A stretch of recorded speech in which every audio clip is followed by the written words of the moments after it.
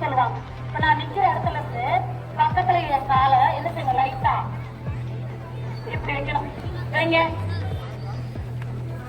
ரொம்ப அகலத்துக்கெல்லாம் வைக்கூடாது, இப்படி எல்லாம் வைக்கூடாது. என்ன செய்யணும், பக்கத்துல நான் அப்படி இருக்கேன், ஜஸ்ட் இப்படி வைக்கிறேன். சரியா? இப்போ பின்னாடி இருந்து தள்ளுங்க, மெதுவா.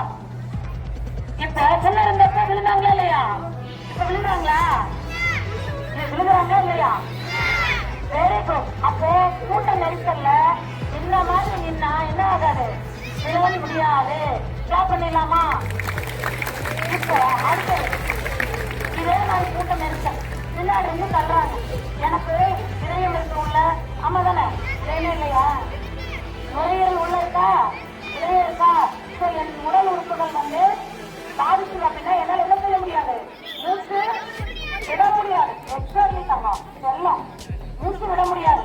அப்ப நான் ஒரு கும்பல நிக்கிறேன்னா நான் இந்த மாதிரி நின்னா எனக்கு என்ன செய்யாது, மூச்சு நிற்காது, எனக்கு இதயம் பாதுகாக்கப்படும். நீங்க அந்த மாதிரி வைங்க.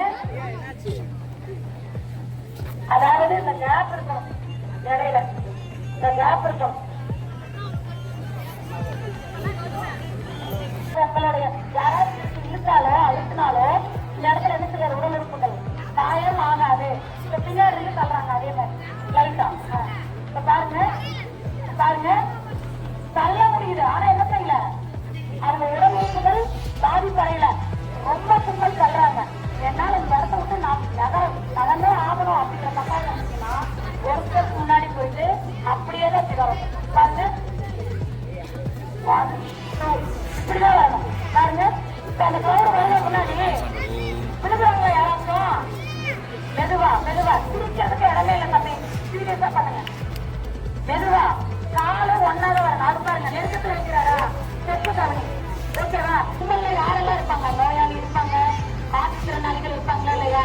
அந்த மாதிரி அவங்க எப்படி இப்ப தள்ளுங்க தள்ளுங்க, வாங்க நீங்க தள்ளுங்க சார்.